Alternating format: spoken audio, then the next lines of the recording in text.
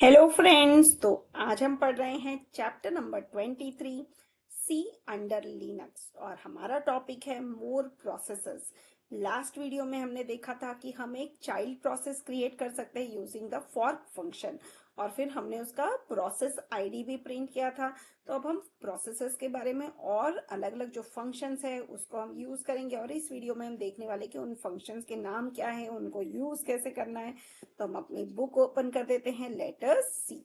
अब देखिए इसमें क्या लिखा है कि suppose that we want to execute a program on the disk as part of child process, we can do it.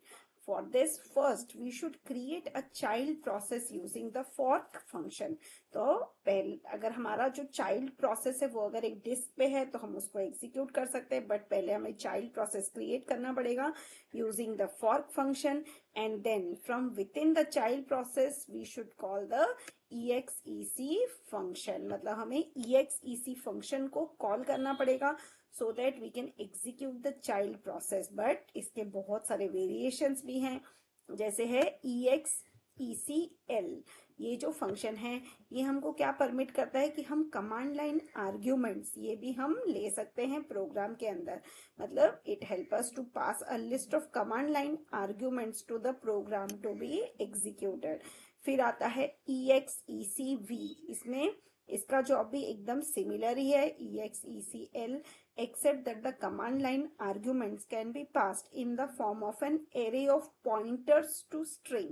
मतलब हम एक pointers to string इसके अंदर पास कर सकते हैं, बट हमें फंक्शन का नेम लिखना पड़ेगा execv।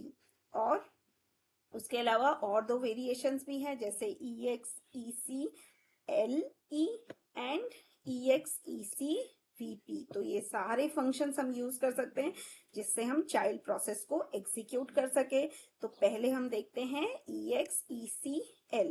ये जो फंक्शन था इससे हम कमांड लाइन में जो आर्ग्यूमेंट्स है उसको हम ले सकते हैं और अपना चाइल्ड प्रोसेस को एग्जीक्यूट कर सकते हैं। तो इसके लिए आपको पहले लिखना है #include stdio.h and #include uni stdio.h। ये दो हेडर फाइल्स तो मुझे इंक्लूड करने हैं। फिर लिखना है int main, इसके अंदर int pid। ये तो हमने हर एक प्रोग्राम में लिखा है। इंटीजर हमने डिक्लेयर किया है to accept the process id। अब हम लिखेंगे pid is equal to fork function. इसका मतलब है कि हम एक चाइल्ड प्रोसेस क्रिएट कर रहे हैं using this function.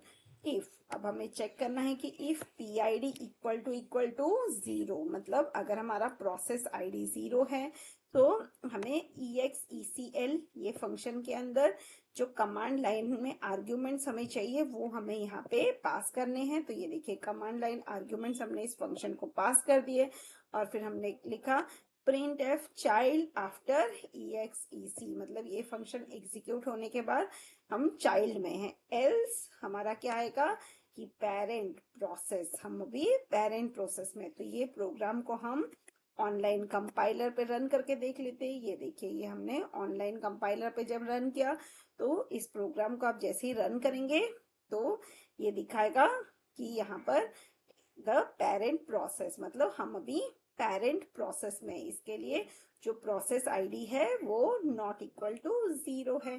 So I hope this practical was interesting. Thank you.